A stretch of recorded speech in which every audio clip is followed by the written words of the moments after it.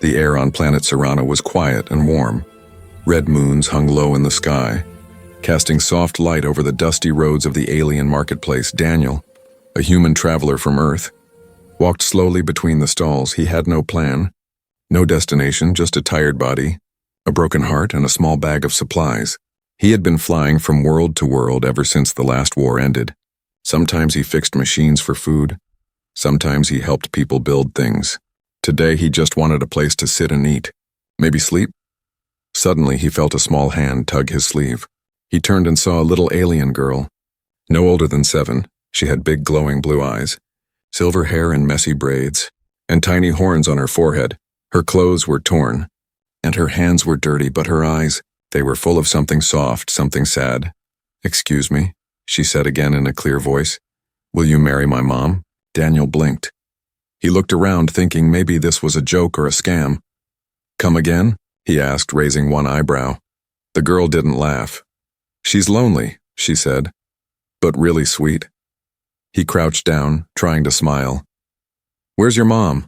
"She's hiding," the girl whispered. "She doesn't like talking to strangers." "But I do." Before Daniel could say anything more, he noticed something behind her. 2 tall shadows moving through the crowd. Guards? Soldiers? Something didn't feel right. The girl grabbed his hand, her tiny fingers shaking. "Please," she said, "don't let them take me." "Who are they?" Daniel asked. She looked down. "Hunters. From the council." Daniel didn't understand all of it, but he knew danger when he saw it. He stood up, still holding her hand. "Let's go," he said. They walked quickly down the narrow path between market tents. He heard heavy boots behind them. "Faster now." Then a voice shouted, "You there, stop!" Daniel ran. The girl ran with him, holding tight, not saying a word. They turned corners, crossed bridges, and slid down a rocky hill. When they finally stopped, they were near the edge of the forest. Far from the city lights, both of them breathed hard.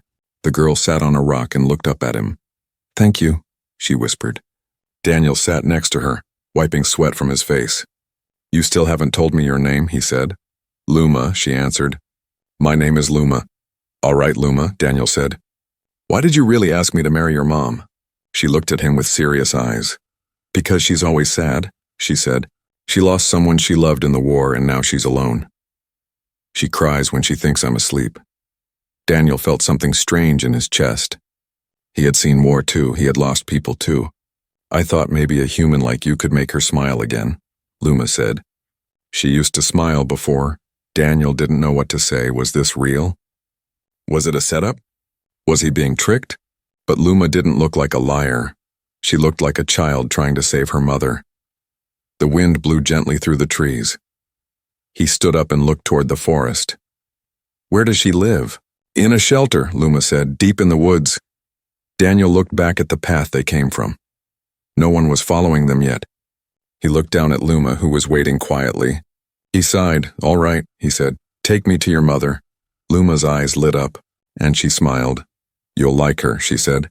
"She's really kind." As they walked into the woods, deeper and deeper, Daniel wondered what he was getting into. He had come here for rest, not for a child, not for a mother, not for a war he didn't understand. But something about this felt important. Maybe fate had brought him here behind them. Back in the city, a voice crackled over a hunter's comm device. "Target still missing. Search the outer zones. We need the girl alive." The forest of Serana was silent. Only the sound of soft wind moved through the blue leaves. Daniel followed Luma as she stepped carefully over glowing roots and strange flowers that opened when touched. It was dark, but her little silver hair shone like moonlight. Guiding him through the shadows after a long walk, they reached a small hill with an opening covered by vines. Luma turned and whispered, "This is our home." Daniel hesitated. The air around the cave felt heavy, like it carried an old sadness still. He followed her inside. The place was warm but poor, walls of stone, a few glowing crystals for light, and a small table made of old ship metal. In one corner, soft fabric was spread on the ground. "That must have been where they slept, Mom?" Luma called softly. For a moment there was no answer. Then a voice came from the shadows, low and calm. "Luma, I told you not to go far." A tall woman stepped out. Her presence quiet but strong. Her skin was pale gold, her hair long and dark like the night sky. Her eyes, bright amber, seemed tired yet kind. When she saw Daniel, she stopped. Her expression changed from calm to cautious. "Who is this?" she asked. Luma ran to her mother and hugged her tightly. "Don't be angry, Mama." "He saved me," she said. "The hunters were near, and he helped me escape." The woman looked at Daniel again, studying his face carefully.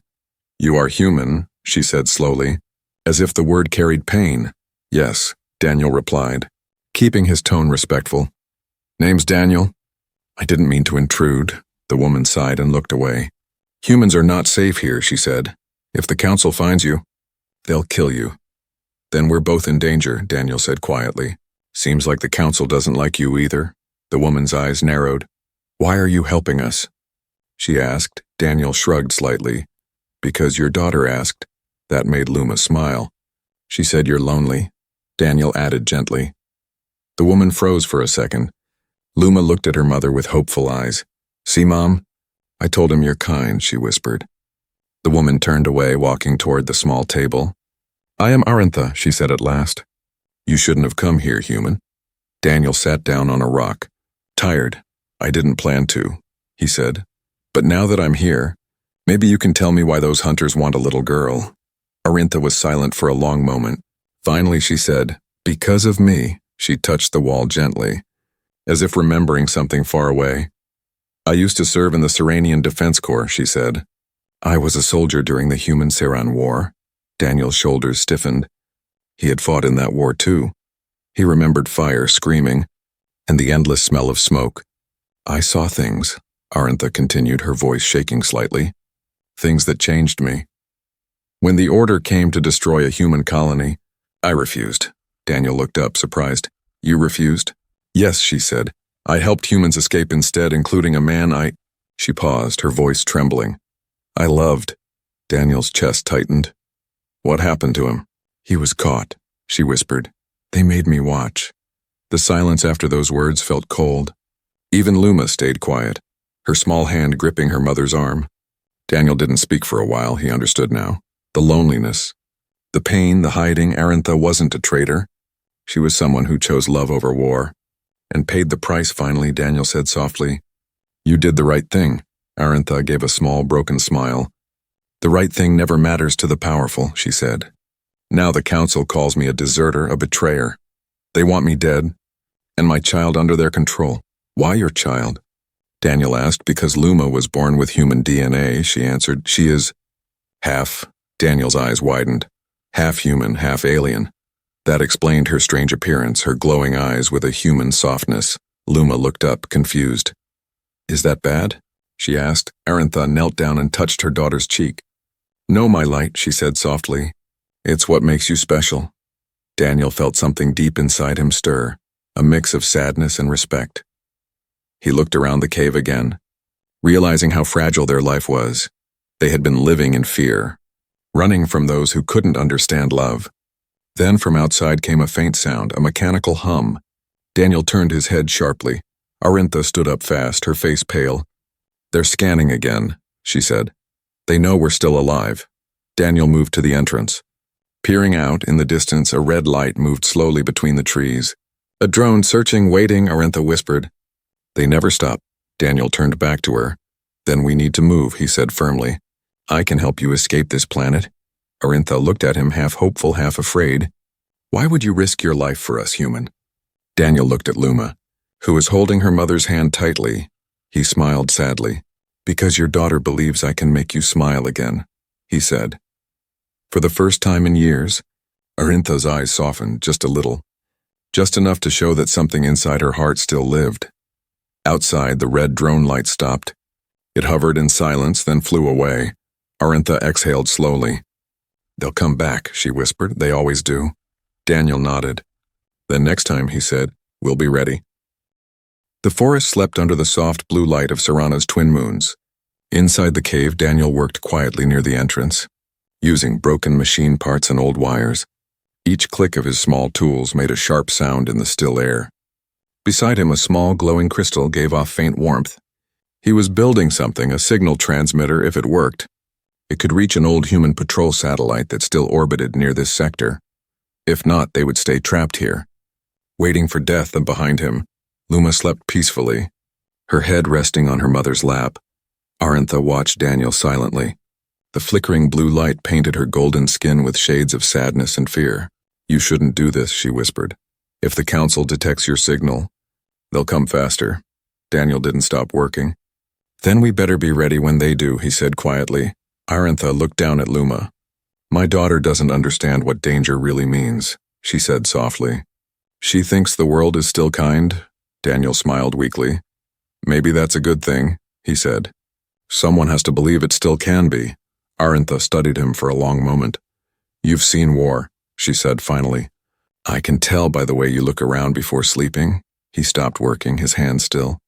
"Yes," he said. "And I've seen how easy it is for people to forget why they started fighting in the first place."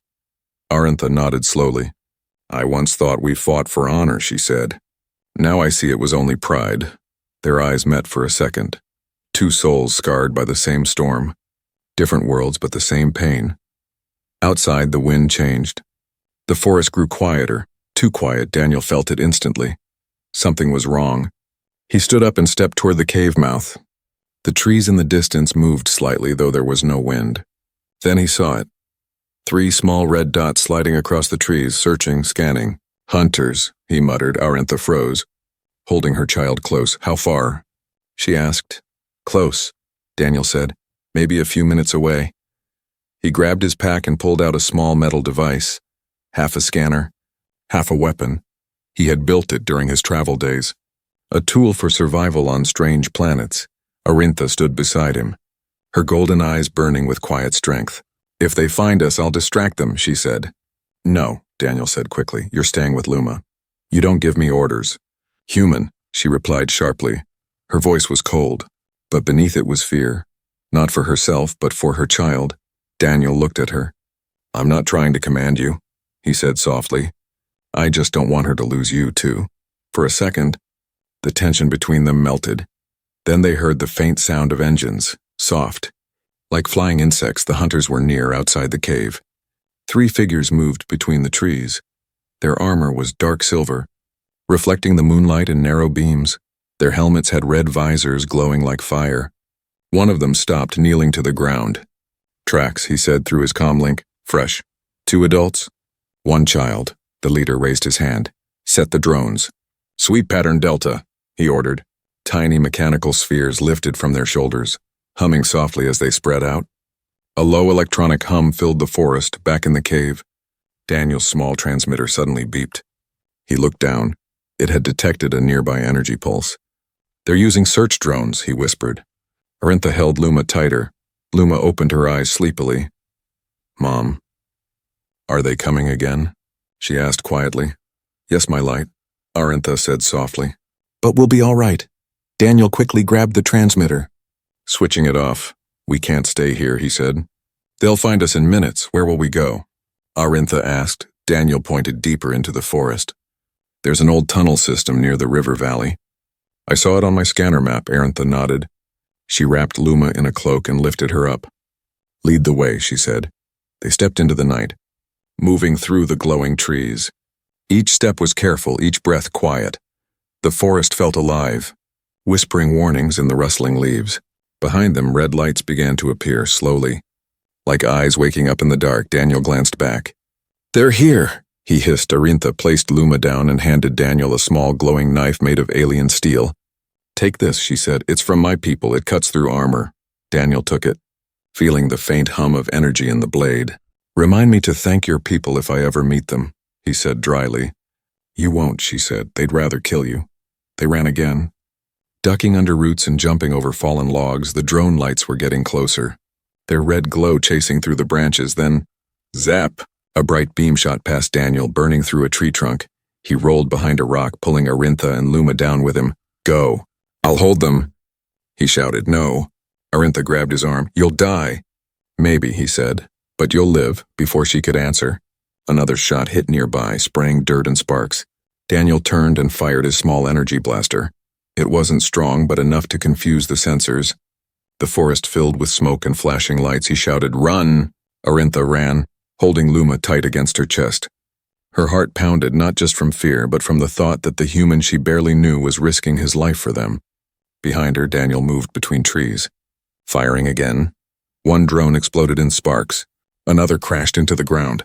But the third stayed in the air. Scanning, hunting. The hunters shouted through their helmets. Target in range. Capture the human alive. Daniel threw his last energy cell at the drone. It hit, bursting into a small fireball. The explosion lit up the forest like lightning.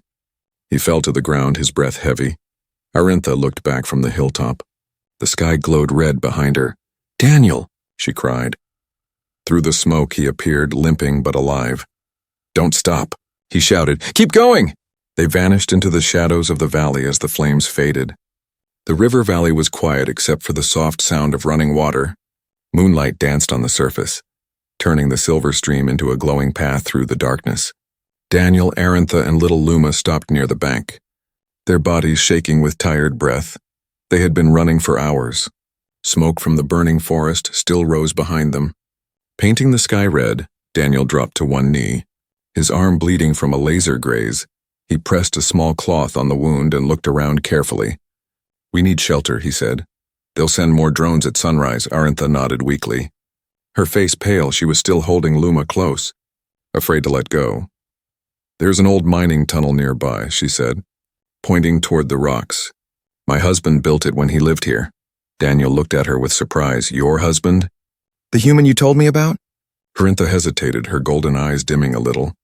"Yes," she whispered. "Him." They reached the entrance of the tunnel. It was hidden behind thick vines and an ancient statue covered in moss. Inside, the air was cool and damp. They lit a small crystal light and sat down near a wall. Luma was asleep again, her head resting on her mother's lap. Daniel sat nearby, his eyes scanning the dark corridor ahead. After a few minutes of silence, he spoke. "You said the council wants your daughter because of her DNA," he said. "What did you mean by that?" Arintha looked down at her sleeping child, her fingers brushing softly through Luma's hair. "She is half human," she said quietly. "But not just any human's child." Daniel frowned.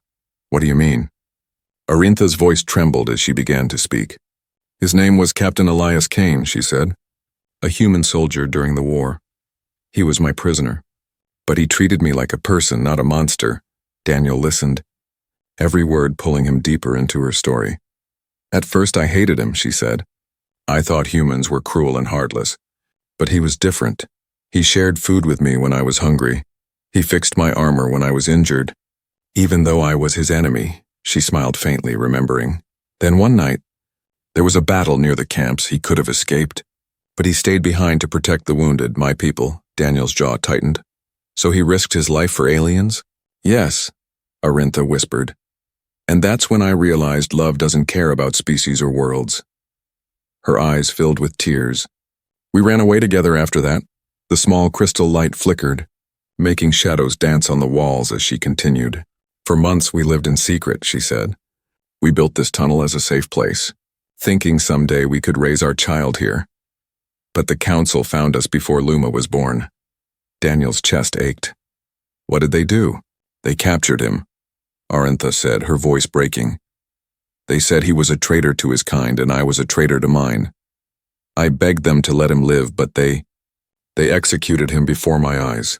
The tunnel fell silent. Only the sound of the river outside echoed faintly. Arintha wiped her tears slowly. "I ran that night," she said. "I was pregnant and alone when Luma was born."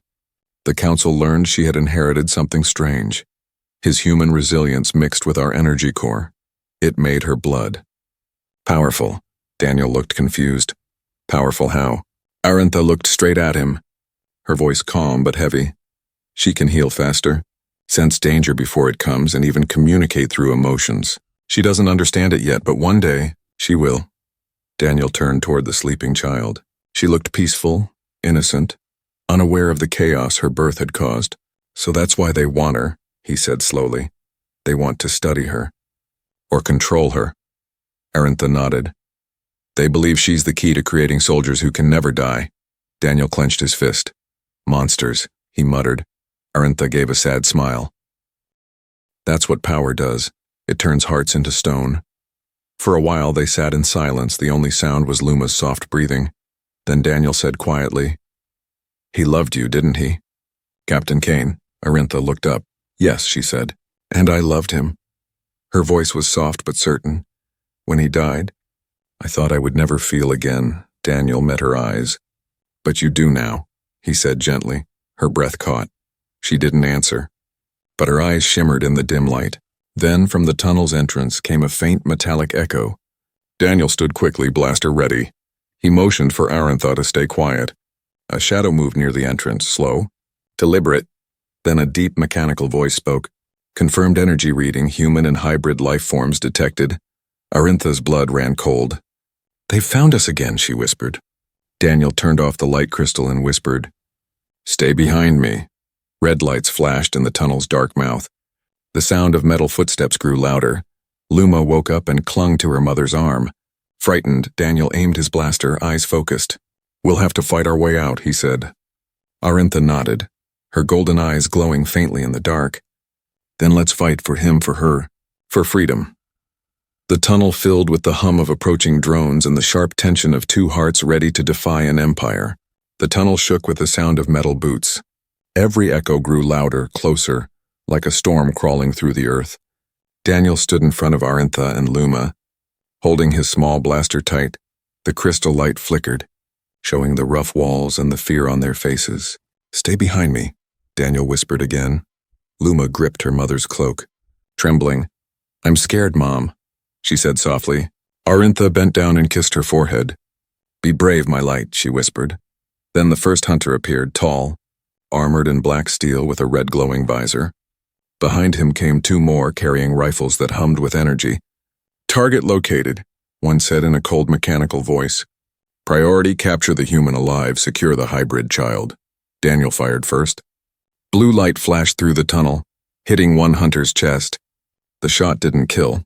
It only pushed him back a few steps. Their armor was too strong. Arantha raised her hand. Golden light glowed around her fingers, pure Serenian energy. She shouted something in her native tongue and released it. The blast threw another hunter into the wall, sparks flying, but there were more coming. Daniel turned, firing again. He hit the tunnel ceiling, dropping rocks to block the path behind them. Move, he yelled, grabbing Arantha's hand. This way! They ran deeper into the tunnel. The air filled with dust and smoke behind them. They heard the hunters breaking through the rocks like machines that never tired.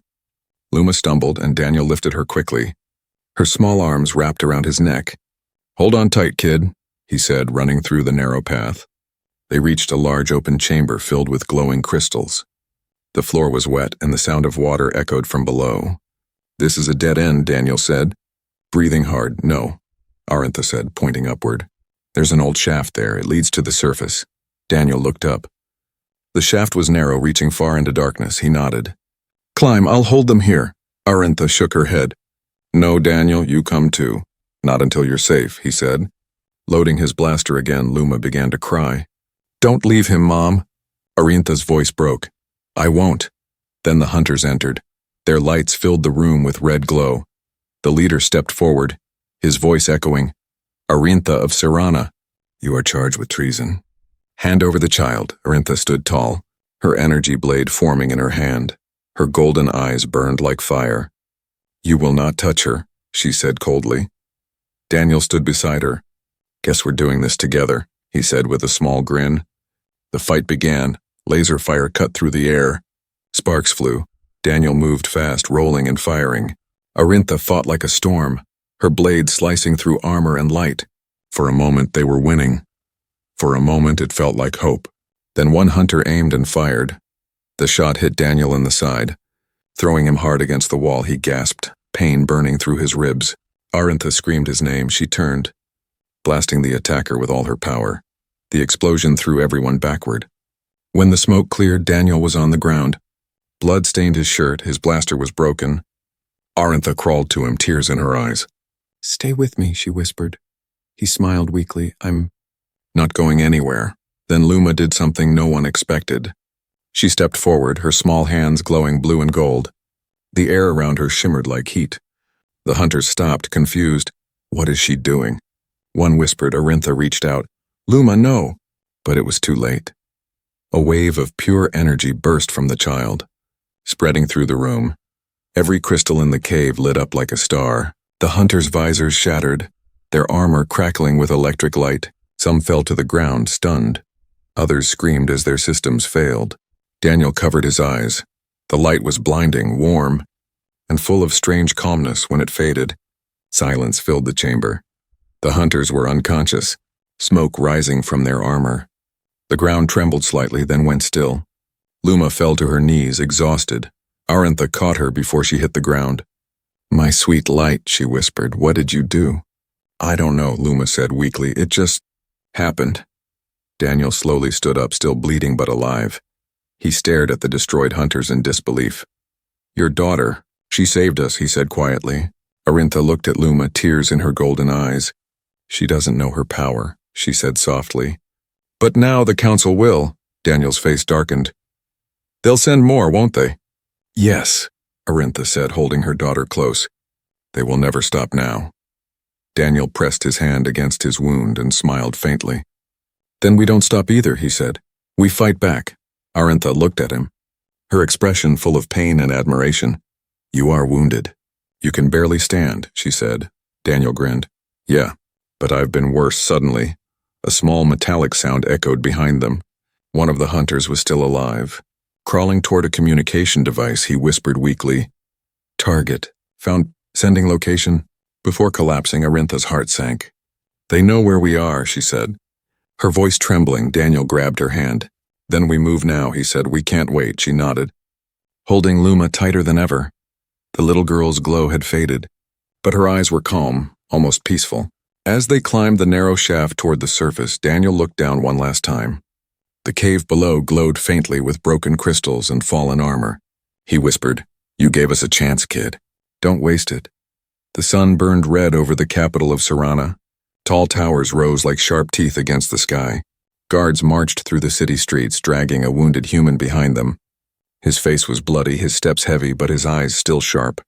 Still defiant, it was Daniel beside him. Arintha walked with her head held high, her wrists bound in glowing cuffs. Behind them, 2 guards carried Luma, who was unconscious but breathing. The people stared as the group passed, some with fear, others with disgust, a human, a traitor, and a hybrid child marching to face judgment. They were brought to the high tower, the place where the council ruled. Inside, the chamber was cold and wide, with black floors and glowing blue walls.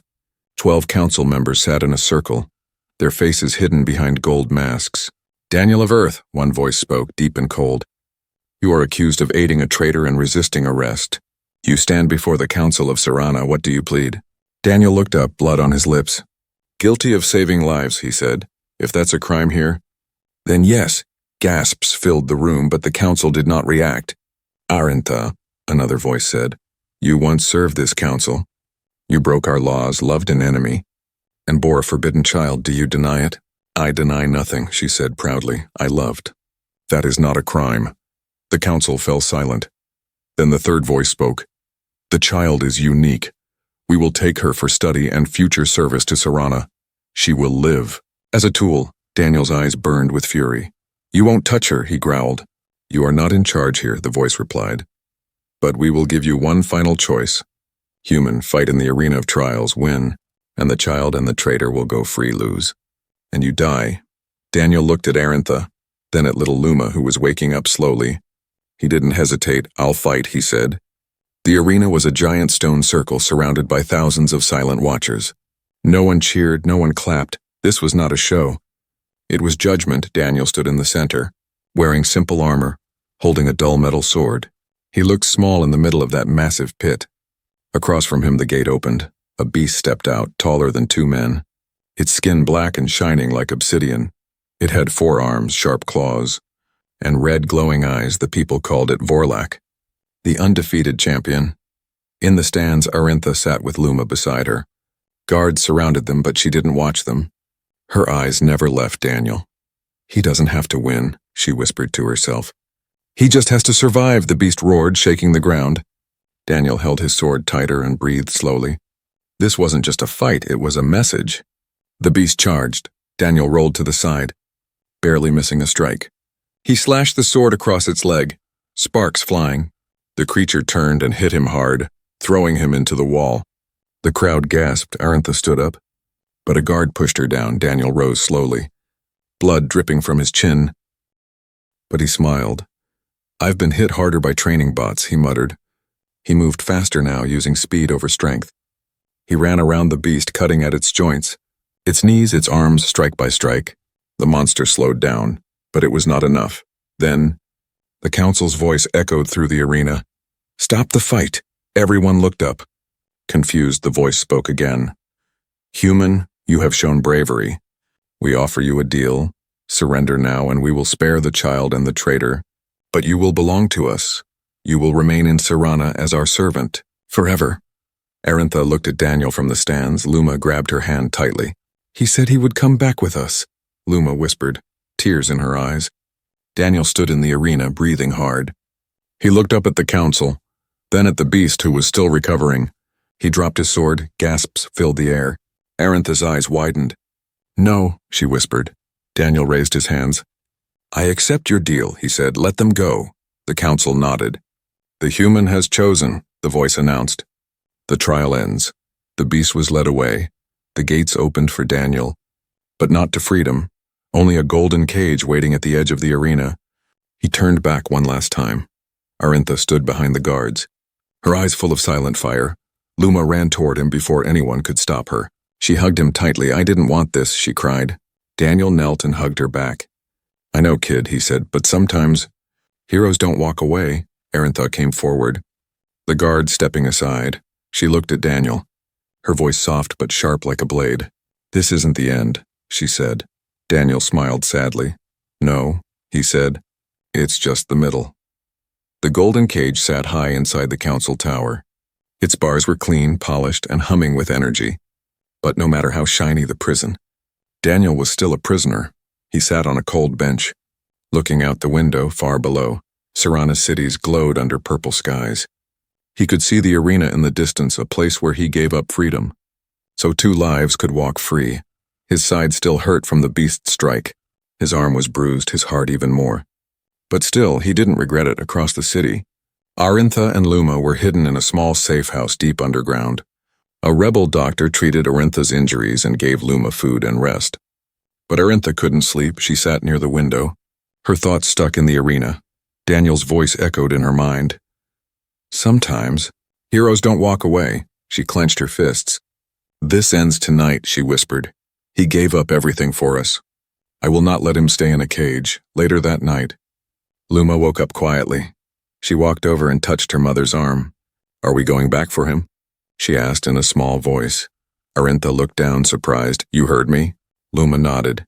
"He saved us." She looked straight into her mother's eyes. "Now it's our turn." Arintha smiled just a little in that moment. Her daughter looked like Elias Kane, kind, fearless, full of love. "We'll need help," Arintha said, and Luma whispered, "Then let's find it." They returned to the rebels, the quiet group that had been watching the council for years. Some were former soldiers, others scientists, and a few brave citizens. None had dared act until now. Arintha stood before them with fire in her voice. "You all say you want freedom," she said. "Then let's start by freeing the one man who showed us what it means." A silent moment passed, then one rebel stepped forward. "I'm in." Then another. "Me too, soon." The plan was ready. A silent strike through the water tunnels beneath the tower. Arintha would use her old access codes. And Luma was the secret weapon. Back in his cage, Daniel leaned his head against the bars. A small bird landed on the windowsill. It sang a soft tune, and for a moment he closed his eyes, pretending he was back on Earth. Then boom! A shockwave shook the tower. Red lights flashed, sirens screamed. Daniel stood quickly, gripping the bars. A second explosion followed, closer this time, and then a voice echoed from the hallway. "Daniel, can you hear me?" It was her, Arintha. His heart jumped. "Yeah, I'm here." The cage door sparked and hissed as a glowing blade cut through it. Arintha stepped in, followed by two rebels and a small figure with glowing blue eyes. Luma ran to Daniel and hugged him tight. "We told you we'd come," she said. Daniel smiled wide. "You really are the best kid I ever met," he said. Lifting her in his arms, Arintha looked at him. "You didn't give up on us," she said. "Now it's our turn." Daniel stepped out of the cage. "Let's finish this," he said. In the main council chamber, panic had begun. The rebels had taken out several towers, and now the guards were falling back. But the council had one last card. an override signal that could kill every rebel with one button. The High Counselor raised his hand toward the console. Then the door burst open, Arentha and Daniel stormed in. Before the council could react, Luma stepped forward, her hands glowing.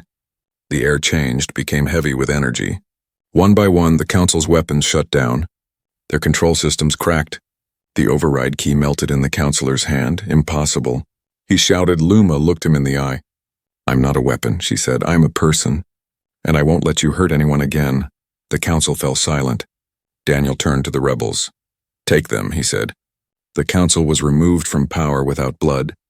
For the first time in years, Serana saw peace weeks later. Daniel stood at the edge of the forest where it had all begun. Birds flew overhead and the wind felt warm again. Behind him, Arentha walked up holding Luma's hand. She looked at Daniel and smiled gently. "You kept your promise," she said. "You brought us home." Daniel looked down, smiling at Luma. "So," he said with a soft laugh, "are you going to ask me again?" Luma nodded seriously. "Yes, will you marry my mom?" Daniel turned to Arentha. She blushed, but her eyes didn't look away. He knelt down and smiled. "I don't know much about Seranian customs," he said. "But I do know this. Wherever you go, I'll be there. Because this," he pointed to them both, "is my home now." Luma clapped her hands, Arentha laughed, and the three of them walked into the sunlight together. Under the twin suns of Serana, a new family was born, not by blood, not by law, but by love.